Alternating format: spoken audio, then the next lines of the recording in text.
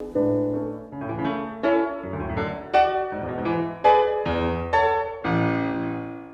estamos de volta com o terceiro bloco do programa Impressões, recebendo hoje a deputada e jornalista Estela Bezerra. E vamos continuar conversando sobre a pauta da mulher na política. Muito importante, não é, deputada? Demais, Angelina. As mulheres, eu costumo dizer que a política pode mudar uma mulher, né? Mas a mulher modifica completamente a concepção de política. A contribuição que nós mulheres temos a dar na política, ela é muito ampla. Eu vou dar só um exemplo. Eu fui secretária da Mulher na Prefeitura de João Pessoa, 2005 a 2007. E lá o prefeito Ricardo Coutinho colocou um mecanismo de participação pública. Então, eram as audiências públicas, né, do orçamento democrático que definia o uso do dinheiro público. E eu ia antes em alguns bairros para poder preparar as mulheres, para as mulheres participarem. Por que preparar as mulheres? As mulheres têm pouco exercício de fala. As mulheres falam, mas quando é na hora de falar no microfone, de apresentar suas ideias, de reivindicar, elas se recolhem, né? As mulheres organizam toda uma reunião, fazem um cafezinho, colocam as cadeiras no lugar. Na hora de sentar na mesa, quem sentam são os homens. É muito comum aqui na Assembleia, raramente você vê uma mesa como a de hoje à tarde, que eu tive aqui, e que eram toda feita por mulheres. As pessoas já dizem, uma mesa toda de mulheres. Mas comumente a mesa é toda feita por homens. As pessoas não dão conta da ausência das mulheres. Então, eu ia para esse lugar para ouvir as mulheres, para exercitar a fala, para saber o que elas queriam e incentivá-las a usar o microfone num espaço de audiência pública. E aí eu estava numa reunião e as mulheres diziam assim, eram as mulheres do Timbó. Eu dizia, qual é a demanda, o que é que vocês têm de prioridade? Se o governo tivesse que fazer alguma obra, alguma ação, o que era prioridade aqui? As mulheres diziam, a primeira prioridade é a creche, porque tem muitas mulheres que trabalham, deixam suas crianças sozinhas e essas crianças sofrem acidentes domésticos porque não estão com adultos lá, até queimadura acontecia. A segunda prioridade é o saneamento, porque a bomba está parada e dá retorno, as fezes retornam para as casas e isso tem prejudicado a saúde de todo mundo.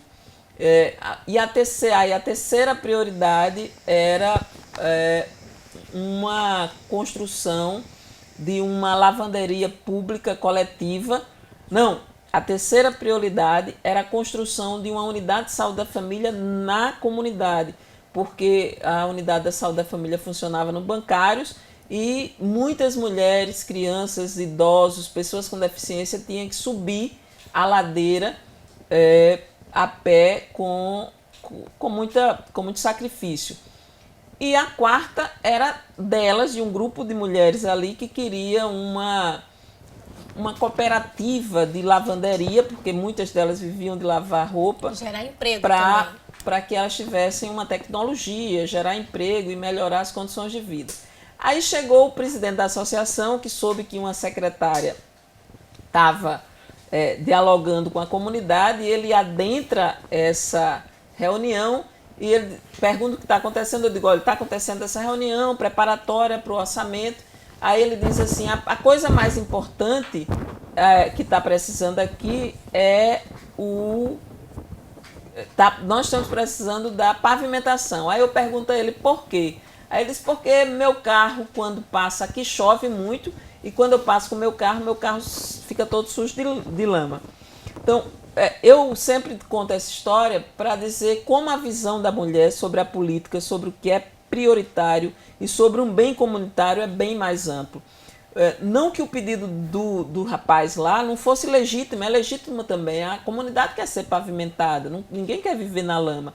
Mas a gente estava falando de prioridades. E antes da pavimentação, as mulheres colocaram uma prioridade que atingia as crianças, beneficiava as crianças, uma prioridade que beneficiava a saúde da comunidade como um todo, uma prioridade que beneficiava o acesso ao serviço de saúde como um todo, principalmente aos mais vulneráveis, e uma prioridade que atingia a autonomia econômica das mulheres.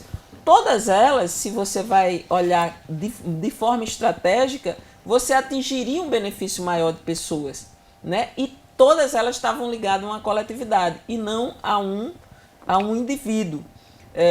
Essa é a expectativa que eu tenho das mulheres na política. A gente vem para a política, inclusive, carregando toda a agenda doméstica, toda a agenda coletiva, toda a agenda de cuidado.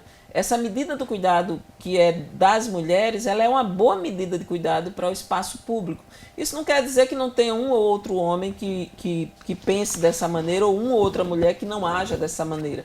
Mas a forma como as mulheres são educadas traz um benefício muito grande para a política. E a gente precisa, por uma questão de justiça, estar participando. Tu imagina se a gente consegue solucionar os problemas da sociedade e identificá-los, se mais da metade dessa população está aleijada do processo. Não dá para se pensar que o Brasil vai se desenvolver e vai avançar se 50% da população está aleijada do processo de decisão e da concepção das soluções, né? É muito ruim deixar de lado a criatividade e a força das mulheres para resolver os problemas e para pensar as soluções. Então, a importância e a centralidade da gente gerar igualdade de gênero nos espaços de poder, não só na política, mas em todos os espaços econômicos, eu acredito que é urgente. Democracia se faz com democracia, não é, deputada? E a senhora saiu na frente aqui na Assembleia Legislativa, assumindo a CCJ como a primeira mulher à frente dessa comissão. Então é importante sim a mulher na política. A senhora pode reforçar isso muito bem. Faz com participação, né? Não existe democracia sem a participação das mulheres, não existe democracia sem a participação do povo negro desse país. Democracia vem do poder do povo, né? E para ter povo tem que ter mulher, para ter povo tem que ter juventude, para ter povo tem que ter população LGBTQIA+. Para ter povo tem que ter a negritude do nosso país. Para ter povo tem que ter a pessoa com deficiência. Então, além a gente está qualificando, ampliando ou radicalizando a ideia de democracia. E não é só para votar e ser votado, é para ter direito à educação, é para ter direito à saúde. A democracia precisa ser uma atitude concreta, é um modo de vida, é um agir cotidiano. E o agir cotidianamente é eu como sujeito e como indivíduo, independente das minhas características, independente das minhas condições e, sobretudo, considerando as minhas condições, eu ter aquilo que se chama de equidade, melhorar o acesso de quem está privado do espaço de participação. Por isso que precisa ter mecanismos que valorize a participação da mulher na política. Nós estávamos comentando no intervalo do programa o uso, por exemplo, de candidaturas de mulheres, o uso de laranja, como se chama, né? Aquela candidatura que não tem raiz legal nem legítima, porque se coloca ali uma mulher que não teve preparo nem trajetória para poder garantir a participação dos homens. Nós criamos legislações para garantir a equidade de gênero, que é o percentual,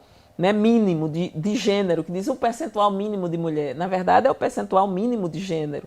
Se tivesse majoritariamente mulheres, teria que garantir a participação dos homens. Então, nós temos uma trajetória muito grande para garantir ainda a participação das mulheres. Eu discuto muito aqui na casa, eu sou uma mulher muito respeitada pela minha habilidade de fala pública, mas nós mulheres somos interrompidas constantemente quando estamos formulando o nosso pensamento. Se esquece o conteúdo do que as mulheres colocaram em mesa. Às vezes a mulher fala uma mesma ideia, um homem repete e alguém diz, como falou fulano? Né? Quando, na verdade, quem inicialmente falou aquele conteúdo foram as mulheres. Então, a violência simbólica e a violência material para inibir a participação das mulheres na política é muito grande. Então, não há democracia sem as mulheres, não há democracia sem povo e não há democracia sem oportunidade de participação. E para a gente favorecer a participação, a gente tem que criar aquilo que se chama políticas afirmativas ou políticas que discriminam positivamente, né? A discriminação positiva.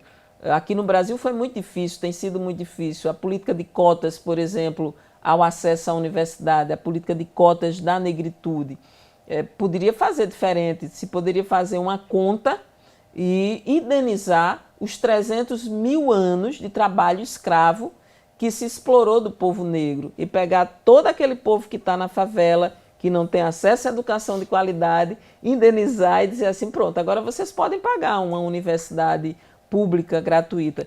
Ninguém quer colocar essa conta na economia. Se não quer colocar essa conta na economia, tem que colocar essa conta num acesso privilegiado a lugares que vai elevar a condição de vida. E esses lugares são a política, a educação e o mundo do trabalho. Nós temos que avançar muito nisso, porque o Brasil só vai conseguir ser um país realmente desenvolvido se incluir grande parte da sua população. E a grande parte da população do Brasil é negra e é de mulher. Como é que o Brasil vai crescer com 30% da população apenas sendo privilegiada?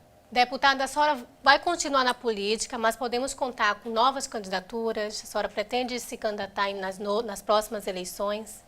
Olha, isso ainda tem um tempo para pensar, isso tem a ver também com o partido, mas certamente eu saí dessa eleição fortalecida como liderança, né? Se eu fizer uma análise de quem venceu a eleição, e eu fiz essa fala aqui na Assembleia, quem venceu a eleição foi o orçamento secreto. Nunca na Paraíba e no Brasil o número de votos para aqueles que tiveram acesso ao orçamento secreto foi tão gigantesco. No Brasil, na Paraíba, aqueles deputados que passavam de 100 mil votos eram um grupo muito pequeno. Agora teve um grupo muito grande que passou de 100 mil votos. Isso quer dizer que isso está correlacionado. Houve uma concentração de voto nos mesmos nomes e nos nomes que tinham acesso ao orçamento secreto. Então, eu continuo na política, eu faço parte de um partido que vai governar o Brasil e que venceu a expansão da ultradireita e do fascismo no Brasil, né? O fascismo é essa ideia de que alguns são mais humanos do que outros e aqueles que são menos humanos pode-se fazer tudo com eles. Então, com negros pode bater, pode matar, pode ganhar menos, pode escravizar. Nós perdemos direitos previdenciários, perdemos direitos trabalhistas, perdemos investimentos nas principais políticas públicas como saúde, educação, habitação desapareceu, né? Então, nós temos aí a perspectiva que nos próximos 4 anos se recupere, se tenha fôlego de se recuperar a cidadania no nosso país. E isso não se faz sem a nossa presença. Então, meu nome continua à disposição do partido, minha energia continua voltada a todas essas lutas que eu representei aqui nessa casa durante os 8 anos em que eu me fiz presente aqui, e meu desejo pessoal é de ver a sociedade mais justa. Sem a democracia que a gente falou aqui, essa democracia que inclui mulheres, que inclui negritude, que inclui esses segmentos todos que nós passeamos por eles aqui, eu não vou estar incluída. Então eu continuo na luta, continuo na política e vai depender do partido e de muitas variáveis ser candidata, mas eu sei que saio fortalecida das urnas. Não ganhei o mandato, mas sou a mulher em maior evidência depois desse processo de disputa eleitoral de 2022. Mas já podemos falar em projeções para o próximo ano? Olha, o próximo ano é um ano em que eu vou cuidar um pouco também da minha vida pessoal, né? Eu saio do ciclo da representação e preciso cuidar da minha vida, cuidar da vida da minha mãe que está doente. Aquela coisa que eu disse, a gente sai da política, a gente entra na política e carrega com a gente a agenda doméstica, a agenda da vida pessoal, da vida privada, né? No feminismo, inclusive, tem uma fala que diz isso, o privado é político, né? Eu vou ter tempo de olhar um pouco para mim. Depois de um tempo grande, eu estou desde 2005 na vida pública, como agente pública, né? Desde ser secretária até ser deputada, e pela primeira vez nesse espaço de tempo, de 2005 até agora, 12 anos, né? de dedicação, eu vou sair dessa esfera. Então, eu ainda estou metabolizando esse processo e provavelmente devo estar colaborando brevemente em algum projeto também da política nacional. Vamos ver o que é que acontece. E qual a análise que a senhora faz, o governo do Estado, né, em parceria, em junção com a Assembleia Legislativa da Paraíba? Olha, a Paraíba aqui na Assembleia nós tivemos um trabalho muito grande e foi muito importante o papel da Assembleia nesse período de pandemia. Não fosse a Assembleia e não fosse o nosso esforço, a pandemia é uma coisa que marcou demais esse período na vida da gente, né? Nós, inclusive, abrimos todas as sessões com um minuto de silêncio na honra de todas as pessoas e famílias que morreram. Houve um esforço muito grande da Assembleia em manter a Paraíba atualizada, em manter os municípios com vacinação, em adequar e modificar os arranjos produtivos e as políticas públicas para que as pessoas não ficassem sem condição de alimento, né? Porque o Brasil teve um retrocesso enorme e a Paraíba não ficou fora dele, que é a quantidade de pessoas que passaram a passar fome. Nós tínhamos tirado muitas pessoas da linha da miséria, né? Nós tínhamos tirado mais de 20 milhões de pessoas da linha da miséria. Hoje nós temos 33 milhões de brasileiros e brasileiras que passam fome. Então a avaliação que eu faço é que houve um esforço enorme, mas o déficit que nós temos é ainda maior. Quando a gente fala de habitação, quando a gente fala de educação de qualidade, quando nós falamos de acesso à comida, acesso a emprego, a situação da Paraíba não é diferente da situação do país. E é necessário muito esforço, muito mais concentração, muito mais trabalho para que a gente entregue o melhor. Quem passa pela Assembleia, quem passa pela vida pública, tem uma situação de privilégio, de poder e de privilégio. E o que nós estamos entregando nesse momento à sociedade ainda está aquém do que a sociedade merece. Essa é a minha leitura concreta, é a minha avaliação concreta. Eu acho que o segmento político ainda vai ter que se esforçar muito, porque a violência que nós sofremos, a falta de credibilidade que a própria política sofreu nos últimos tempos, toda vez que você ataca a democracia, você ataca o segmento político. A descrença sobre o segmento político é muito grande. Eu acho que nós temos que ser melhores e mais diversos para poder alcançar e resgatar a credibilidade sobre essa função. E eu desejo muito que nos próximos anos isso aconteça e desejo, sobretudo, que aumente a representação das mulheres na vida pública e nos espaços políticos. Trabalhos que continuam nas próximas legislaturas, novos deputados chegando na Casa de Epitácio Pessoa. O que a senhora deseja e passa de mensagem para esses novos parlamentares que chegam? Olha, eu desejo que essa casa consiga sempre crescer, que porque essa é a verdade, é essa. A gente precisa e necessita que pessoas venham e façam mais e melhor do que a gente fez. A gente precisa desejar na política aquilo que a gente deseja para os nossos filhos e netos. A gente quer que os nossos filhos e netos vão mais longe. Eu quero que essa casa vá mais longe. Eu fiquei feliz que o resultado da casa contemplou o mesmo número de mulheres, né? Então, nós estamos ali com um grupo de mulheres, aqui vai ter uma bancada feminina, pode-se falar de uma bancada feminina, que vai poder trabalhar principalmente no fortalecimento da nossa presença aqui, mas também com todas as outras matérias, com a contribuição que eu já disse aqui, que é valiosíssima, do olhar da mulher, que é um olhar diferenciado. Deputada Estela, a TV Assembleia agradece a sua participação nesta edição do Impressões. Ficamos muito agradecidos pela sua participação e que volte em outras oportunidades.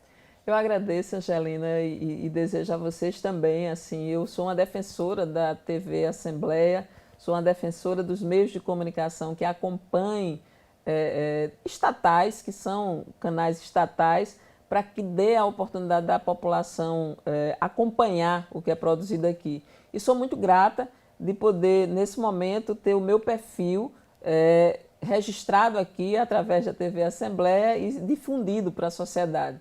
Gratidão a vocês, muita saúde. A gente está chegando também no final do ano, tempo de esperança. Eu aproveito já para dar a todos vocês o meu desejo de que a gente tenha um melhor ano, uma melhor vida, né? Que a gente tenha, os nossos sonhos possam se realizar. A gente estava até inibido de ter sonho, agora a gente pode ter sonho e pode lutar para que esses sonhos aconteçam. Então, tudo de bom, paz, saúde, em família, muito amor para a gente. E concluímos aqui o Impressões de hoje. Até o nosso próximo encontro.